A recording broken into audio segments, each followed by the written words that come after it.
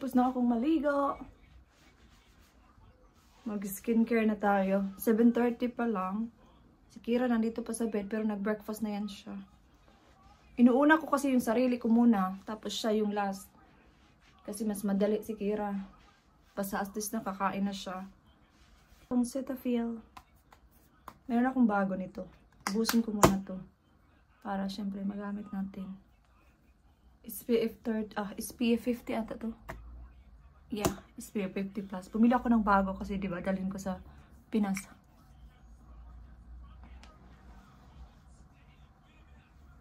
So tapusin ko lang muna yung aking skincare at saka yung mag-makeup ako kasi may work ako, diba? Then ito yung isunod ko. Yung Weleda Skin Food Light. Tapos na akong mag-ready. Tingnan nyo yung bata dyan. Oh, hindi pa nag-ready. So ayusin ko na lang yung buhok ko. Ito yung ginagamit kong mist from Victoria's Secret. So tapos na ako. So ayusin ko na lang si Kira. Hi! Okay, it's 8 na ng umaga. Exactly 8. Chinarge ko kasi to. Kasi naluba to ng 2 days. Tamad kasi talaga ako mag-charge ng mga gadgets. Kahit cellphone ko minsan. Naisip ko na siya i-charge. Palapit na. Malulubat na. Ganon din sa, sa watch. So, si Kira is, ready ko na siya soon kasi maglalakad kami today. Kasi it's nice outside. And then, pag uwi ko, after ko siyang madrop is, mag-vacuum muna ako bago ako papasok. Kasi 11 pa naman yung pasok. Tapos, yeah, mag-relax. And then, pasok sa work. Matatapos ako today ng 5:30. Dito na naman kami sa park. Sabi ko, meron lang siyang 10 minutes.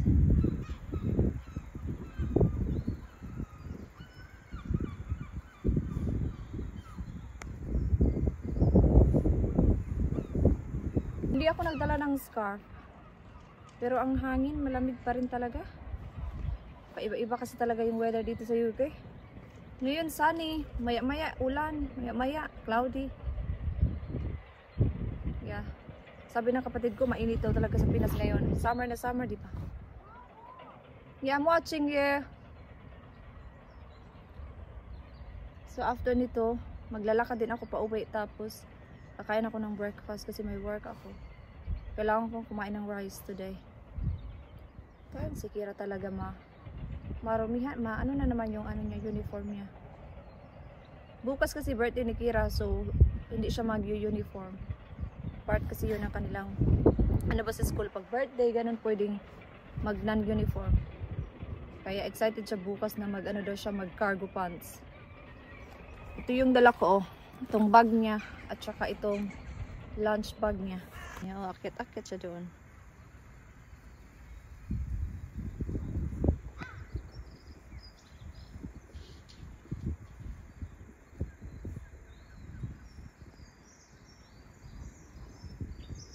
Look at that. Malapa dito, oh.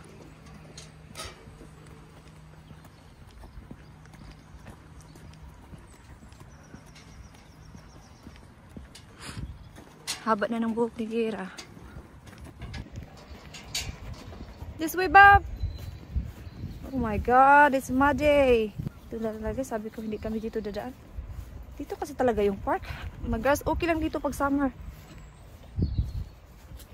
So, pauwi na ako. So, pupunta muna ako sa Morrison kasi i-pick up ko yung prescription ni Dave. Kasi nag-message siya kanina nga pick upin ko daw. Kasi may work ako. Baka hindi ko na naman yun makuha. At saka may work din siya. So, pupunta tayo ngayon sa Morrison. Nandito na ako ngayon sa Morrison.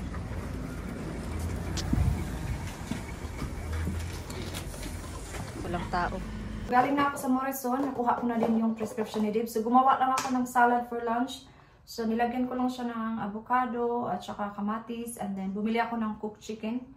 Yan lang, sweet chili chicken siya. So, yan yung aking lunch. And then, meron akong smoothie na dadalhin din. So, yeah. Ito yung aking lunch. Tapos, kakain ako ng rice for lunch. Kasi pwedeng hindi ako kakain. Kasi, 7 hours ako today. So, kailangan kong kumain ng rice. Bago tayo papasok para mayroon tayong energy. Lutuin ko muna to.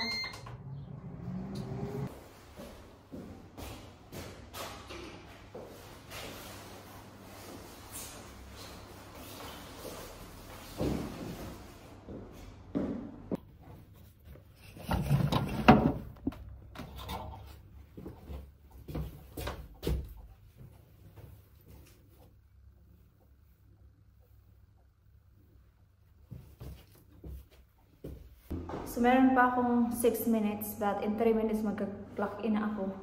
And then, bababa na. Hi! Ang bilis talaga ng oras. Feeling ko nag-rush talaga ako today. Kasi alam niyo na, di ba? Nagluto ako ng breakfast, nag-ano pa sa sarili ko, nag-drop na kay Kira sa school, pumunta ako sa Morrison, nagluto pa ako ng lunch ko, nag-prepare pa ako ng lunch ko dito sa work. And by the time natapos ako, ang bilis ng oras, papasok na ako sa work. So at least wala akong pasok bukas, which is makakapag-relax ako, hopefully. Yeah, and then, so yeah, I will see you na lang later pag nag-break na ako. Bye! So lunch break na, alas 2:03 na ng hapon. So nag-wash na ako ng aking mga kamay. Tayo ay kakain na. So let's eat lunch. Ang ginawa ko today is nag-change ako ng mga prices. Tingnan yung itsura ko. Kasi nag-change yung mga prices namin. So ako yung naglagay ng mga new tags. Medyo nahihilo ako pag ganun. Pero it's good to learn something different today.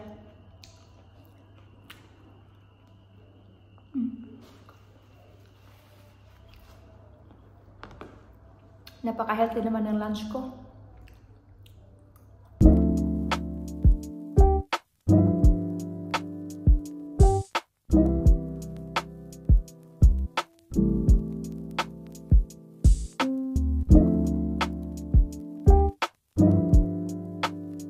Na akong kumain, medyo hindi ako masyadong nabusog kasi parang kulang yung nilagay kong chicken.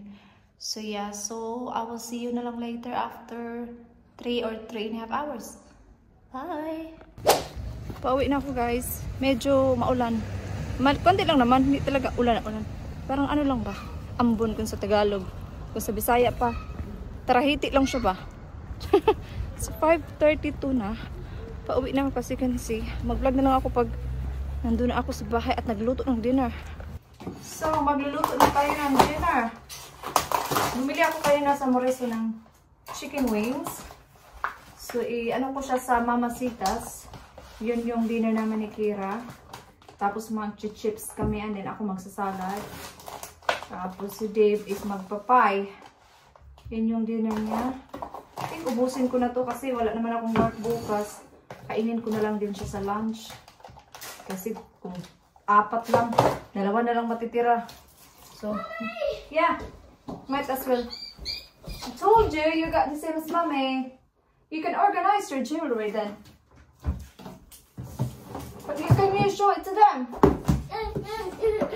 Meron siyang jewelry box. Kasi, yung akin kasi, ganun din, same din sa kanya. Sabi niya na gusto din niya. Meron din daw siya, kaya binigyan siya ni Dave. Kasi, ganito talaga no, pag may anak tayo na babae.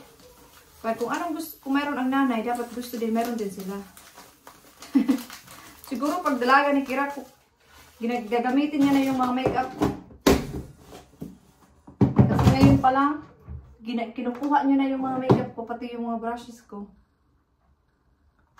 Si Dave pauwi na yun kasi sabi niya maaga daw siya makauwi. So magluto tayo ng kanyang dinner.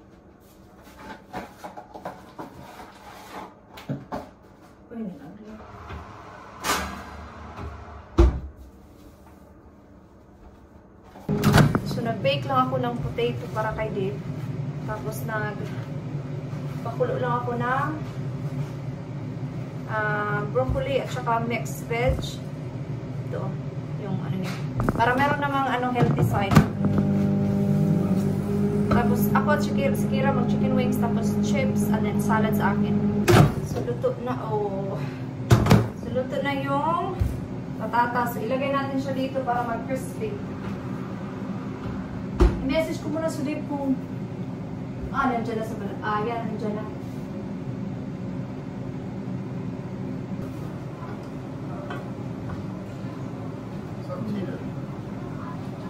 You're going to be brutally honest on your review, yeah? You need to help me with that. You sure you want me to tell you what to write? Yeah, but you can give me an... Yeah, but I was thinking, oh no, look at this is the thing about air fryer. Grabe talaga pag yung air fryer ba?